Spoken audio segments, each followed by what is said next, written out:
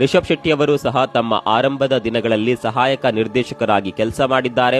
ದುರದೃಷ್ಟವಶಾತ್ ಇಲ್ಲಿ ಗಿಲ್ಲಿಗೆ ಸಂಬಳನೂ ಇರಲಿಲ್ಲ ಹಾಗೂ ಅವರು ಕೆಲಸ ಮಾಡಿದ ಈ ಚಿತ್ರಗಳು ರಿಲೀಸ್ ಸಹ ಆಗ್ಲಿಲ್ಲ.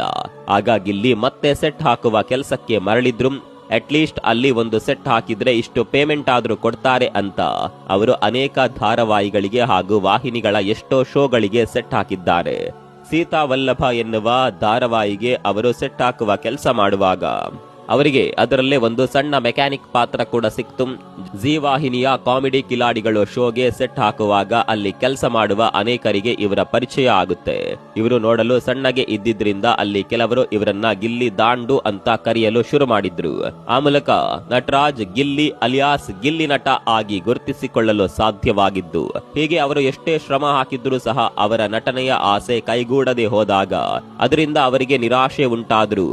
ನಟನೆಯ ಛಲ ಬಿಡದ ಗಿಲ್ಲಿ ತಮ್ಮಲ್ಲಿದ್ದ ಪ್ರತಿಭೆಗೆ ತಾವೇ ಸಾಣೆ ಹಿಡಿಯಲು ಶುರು ಮಾಡ್ತಾರೆ. ಅವರ ಬಳಿ ಆಗ ಒಂದಷ್ಟು ಸ್ವಂತದ ಕಾನ್ಸೆಪ್ಟ್ ಇದ್ವು. ಇವುಗಳನ್ನ ಶಾರ್ಟ್ ಮೂವಿಯ ಮೂಲಕ ಹೊರತರುವ ಉದ್ದೇಶ ಇತ್ತು. ಆದರೆ ಹಾಗೆ ಮಾಡಲು ಕನಿಷ್ಠ 1 ಅಥವಾ 2 ಲಕ್ಷದ ಹಣವಾದ್ರೂ ಬೇಕಿತ್ತು. ಆದರೆ ಗಿಲ್ಲಿಯ ಬಳಿ ಅಷ್ಟೆಲ್ಲ ಹಣ ಇರಲಿಲ್ಲ. ಆದರೂ ಧೃತಿಗೆಡದ ಗಿಲ್ಲಿ ಹೆಚ್ಚು ಖರ್ಚು ಮಾಡದೆ ಸುಲಭವಾಗಿ ಮೂವಿ ಮಾಡಲು ಯೋಚಿಸಿದಾಗ ಅವರಿಗೆ ಹೊಳೆದಿದ್ದೆ ಫೇಸ್ಬುಕ್ ಲೈವ್ ಮೆಥಡ್. ಇಲ್ಲಿ ಫೇಸ್ಬುಕ್ ಲೈವ್ ಆನ್ ಮಾಡಿ ವಿಡಿಯೋ ಕವರ್ ಮಾಡ್ತಾ ಅದನ್ನ ಲೈವ್ ಆಗಿ ಅಪ್ಲೋಡ್ ಮಾಡುವ ಹೊಸ ಸಾಹಸಕ್ಕೆ ಗಿಲ್ಲಿ ಮುಂದಾಗ್ತಾರೆ. ಇದೊಂದು ರೀತಿಯಲ್ಲಿ ವಿಭಿನ್ನವಾದ ಪ್ರಯೋಗವೇ ಆಗಿತ್ತು. ಗಿಲ್ಲಿಯ ಮೆಮೊರಿ ಪವರ್ ಚೆನ್ನಾಗಿತ್ತು. ಹಾಗಾಗಿಯೇ ಯಾವುದೇ ರಿಹರ್ಸಲ್ ಇಲ್ಲದೆ ಅವರು ಸಂದರ್ಭಕ್ಕೆ ತಕ್ಕಂತೆ ಸಂಭಾಷಣೆಯನ್ನ ಸ್ಪಾಟ್ ಅಲ್ಲಿ ಹೇಳಬಲ್ಲವರಾಗಿದ್ದರು. ಈ ಮೂಲಕ ಅವರು ಹೊರತಂದ ನಲ್ಲಿ ಮೂಳೆ, selfie, PO2, Rolex Rajanna, wrong side Ranganatha, ಲಂಗೋಟಿ ಮ್ಯಾನ್ ಇವೆಲ್ಲ ಭಾರಿ ವೈರಲ್ ಆದ ಶಾರ್ಟ್ ಮೂವಿಗಳು. ಅದರಲ್ಲೂ ಅವರ ನಲ್ಲಿ ಮೂಳೆ ಚಿತ್ರ ಫೇಸ್ಬುಕ್ ನಲ್ಲಿ ಬಂದಾಗ ಅದು ಅವರನ್ನ ಖ್ಯಾತಿಯ ಮುನ್ನೆಲೆಗೆ ತಂದು ನಿಲ್ಲಿಸಿತು. ಗ್ರಾಮೀಣ ಭಾಗದ ಬಾಡೂಟದ ಸಭೆ ಸಮಾರಂಭಗಳಲ್ಲಿ ಆಹ್ವಾನಿತನಾದ ವ್ಯಕ್ತಿಯೊಬ್ಬನಿಗೆ ಊಟಕ್ಕೆ ನಲ್ಲಿ ಮೂಳೆ ಎಕ್ಸ್ಟ್ರಾ ಹಾಕದೇ ಇದ್ದಾಗ ಆ ಸಣ್ಣ ವಿಷಯಕ್ಕೆ ಅವನು ಹೇಗೆಲ್ಲ ಡಿಸ್ಟರ್ಬ್ ಆಗಬಹುದು ಎನ್ನುವ ಸಾಧಾರಣ ಕಾನ್ಸೆಪ್ಟ್ನೇ ಗಿಲ್ಲಿ ಇದರಲ್ಲಿ ನೂತನ ಶೈಲಿಯಲ್ಲಿ ತೋರಿಸಿದ್ದರು. ಇಂತಹ ಕತೆಗಳು ನಮ್ಮ ಸುತ್ತಮುತ್ತಲಿನ ಸ್ಥಳಗಳಲ್ಲೇ ನಡೆಯುತ್ತವೆ. ಅವುಗಳನ್ನ ಅಬ್ಸರ್ವ್ ಮಾಡುವ ದೃಷ್ಟಿಕೋನ ಇರಬೇಕಷ್ಟೇ. ಗಿಲ್ಲಿ ಸಮಾಜದ ನಡುವೆ ಬೆಳೆದ ವ್ಯಕ್ತಿ. ಹಾಗಾಗಿ ಅಲ್ಲಿ ನಡೆಯುವ ಇಂತಹ ಜನರಲ್ ಪ್ರಸಂಗಗಳ ಬಗ್ಗೆ ಅವರಿಗೆ ಜ್ಞಾನ ಇದೆ. ಅದನ್ನೇ ತುಸು ಅತಿರೇಕವಾಗಿ ಅತಿರಂಚಿತವಾಗಿ ತೋರಿಸಿದಾಗ ಅಲ್ಲೊಂದು ಕತೆಯ ಕಾನ್ಸೆಪ್ಟ್ ಹುಟ್ಟುತ್ತೆ.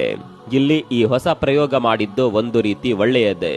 ತಮ್ಮ ಇಂತಹ ಶಾರ್ಟ್ ಮೂವಿಗಳಿಂದಲೇ ಅವರು ಕಿರುತೆರೆಗೂ ಸಹ ಪರಿಚಯವಾಗುವಂತಾಗಿದ್ದು.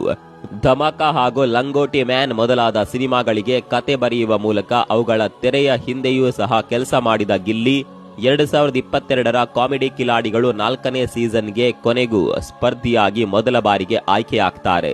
ಕಾಮಿಡಿ ಕಿಲಾಡಿಗಳು ಶೋ ವೈವಿಧ್ಯಮಯ ಪ್ರತಿಭೆಗಳ ರಂಗಮಂದಿರವಿದ್ದ ಹಾಗೆ ಈ ಶೋ ಮೂಲಕ ನಾಡಿನ ಅನೇಕ ಪ್ರತಿಭೆಗಳು ಬೆಳಕಿಗೆ ಬಂದಿವೆ. ಅವುಗಳ ಪೈಕಿ ಗಿಲ್ಲಿ ನಟ ಕೂಡ ಒಬ್ಬರು. ಬಹಳ ಈಚೆಗೆ ಗಿಲ್ಲಿ ಹಾಗೂ ಗಗನ ಈ ಇಬ್ಬರ ಜುಗಲ್ ಬಂದಿ ತುಂಬಾನೇ ಫೇಮಸ್ ಆಗಿತ್ತು. ಗಿಲ್ಲಿ ಹಾಗೂ ಗಗನ ಇಬ್ರು ಸಹ ಪರಸ್ಪರ ಲವ್ ಮಾಡ್ತಾ ಇದ್ದಾರೆ ಎನ್ನುವ ಗುಲ್ಲೆದ್ದಿತ್ತು. ಆದರೆ ಇದೆಲ್ಲ ಕೇವಲ ಶೋ ಗಿಮಿಕ್ ಅಷ್ಟೇ. ಅದರ TRP ಹಾಗೂ ವೀಕ್ಷಣೆ ಜಾಸ್ತಿ ಆಗ್ಲಿ ಅಂತ ಹೀಗ್ ಮಾಡಲಾಗಿದೆ.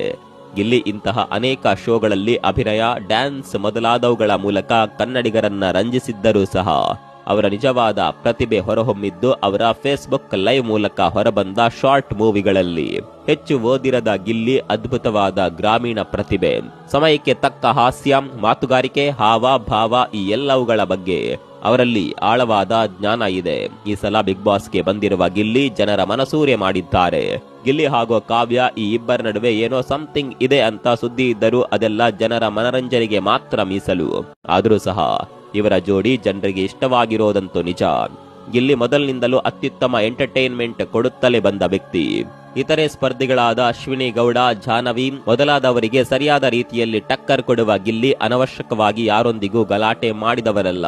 ಬಿಗ್ ಬಾಸ್ ಮನೆಯಲ್ಲಿ ಪ್ರತಿ ಸನ್ನಿವೇಶವನ್ನ ಸಹ ಹಾಸ್ಯಮಯವಾಗಿ ತಿರುಗಿಸಿ ತಮ್ಮ ತಮಾಷೆಗಳಿಂದ ಟೆನ್ಷನ್ ಅನ್ನ ಹ್ಯೂಮರ್ ಆಗಿ ಬದಲಿಸುವ ಗಿಲ್ಲಿ ಈ ಸಲದ ಬಿಗ್ ಬಾಸ್ ವಿನ್ನರ್ ಆಗಬೇಕು ಅನ್ನೋದು ಬಹುತೇಕರ ಒತ್ತಾಸೆ. 29 ವರ್ಷ ವಯಸ್ಸಿನ ಗಿಲ್ಲಿ ಇನ್ನೂ ಸಹ ಸಿಂಗಲ್. ಇಲ್ಲಿ ಯಾರು ಹೀರೋಗಳನ್ನ ಹುಟ್ಟಾಕೊಲ್ಲ. ನಮಗ್ ನಾವೇ ಹೀರೋ ಆಗಬೇಕು ಎನ್ನುವ ಮಾತಿಗೆ ಪ್ರಸ್ತುತ ಗಿಲ್ಲಿಯ ಪ್ರಯತ್ನಗಳು ಹಿಡಿದ ಕನ್ನಡಿಯಂತಿವೆ. ಇದಿಷ್ಟು ಸಹ ಈ ಗಿಲ್ಲಿ ನಟನ ಬಗ್ಗೆ ನೀವು ಈ ವಿಡಿಯೋದಲ್ಲಿ ತಿಳಿಯಬಹುದಾದ ಒಂದಷ್ಟು ಮಾಹಿತಿ.